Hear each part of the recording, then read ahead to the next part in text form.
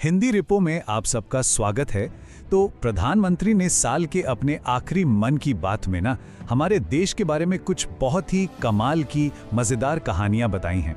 तो चलिए साथ मिलकर इन कहानियों की दुनिया में चलते हैं। तो सबसे पहले ये तस्वीर देखिए, ये हमारे देश की सबसे जरूरी चीजों में से एक है। प्रधानमंत्री ने बात की हमारे संविधान की। आप इसे हमारे देश की रूल बुक मतलब नियमों की एक किताब समझ सकते हैं। चलिए देखते हैं कि उन्होंने इसके बारे में क्या खास कहा।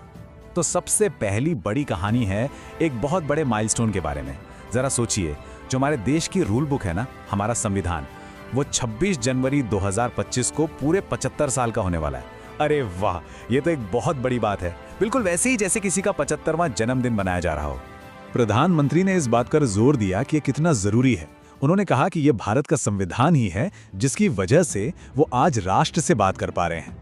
सोचिए, ये एक सुपर हीरो की ढाल जैसा है जो हम सबकी रक्षा करता है। और जानते हैं क्या, उन्होंने हम सबको, खासकर स्टूडेंट्स को, एक स्पेशल न्योता भी दिया है।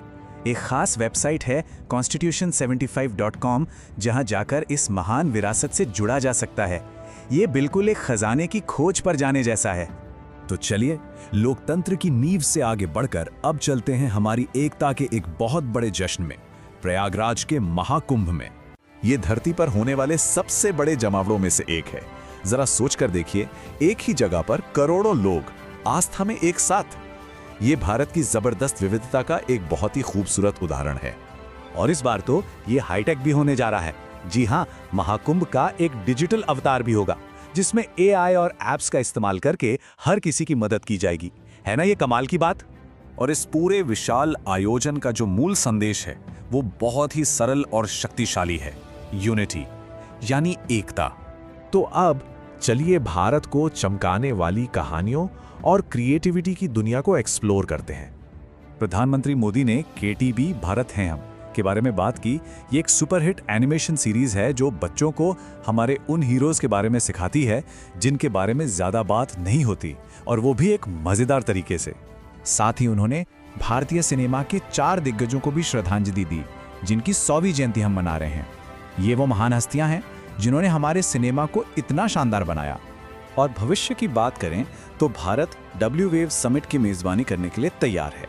ये दुनिया की मीडिया और एंटरटेनमेंट इंडस्ट्री के लिए एक बहुत बड़ा अंतर्राष्ट्रीय इवेंट होने वाला है। अब आगे बढ़ते हैं एक ऐसी कहानी की ओर जो बदलाव की एक सच्ची और प्रेरणादायक मिसाल है। ये दिखाती है कि हमारे युवाओं का जज्बा कैसे सब कुछ बदल सकता है। एक ऐसे इलाके के बारे में सोचिए जो कभी हिंसा और संघर्ष के लिए जाना जाता था, और अब वो जगह सुर्खियों में है इस वजह से, बस्तर ओलंपिक्स। जी हाँ, खेलों के जरिए वहां एक नई क्रांति हो रही है। और ये कोई छोटा मोटा आयोजन नहीं है। इसमें 1,65,000 से ज्यादा युवा खिलाड़ी हिस्सा ले रहे हैं, अपने सपनों को हकीकत में बदल रहे हैं। सकारात्मक बदलाव की ये कहानी दूसरे क्षेत्रों में भी दिख रही है, जैसे कि स्वास्थ्य के क्षेत्र में, जहां भारत में मलेरिया के मामलों में 80% की भारी गिरावट आई है। तो जब हम इन सभी कहानियों को एक साथ रखते हैं तो एक नए भारत की क्या तस्वीर उभर कर सामने आती है। इस पूरे संबोधन में हमारे संविधान का सम्मान, विविधता में एकता का जश्न, क्रिएटिविटी को बढ़ावा देना और बदलाव की ताकत में विश्वास करने जैसी बातों पर जोर दिया गया। और ये विजन सिर्फ हमारी सीमाओं तक ही सीमित नहीं है। भारतीय संस्कृति, कला से लेकर आयुर्वेद तक पूरी दुनिया में सराही जा रही है। मिस्र से लेकर पैराग्वे तक इसकी छाप दिख रही है। तो सबसे अहम सवाल ये है, ये सारी कहानियां मिलकर भारत के भविष्य की क्या तस्वीर बनाती हैं? वो भविष्य कैसा दिखता है? इस पर सोचने के लिए एक अच्छा सवाल है। खैर, इसी तरह की और भी गहरी और रोचक जानकारियों के लिए हिंदी रिपो को सब्सक्राइब करना ना भूलें। देखने के लिए बहुत बहुत धन्यवाद।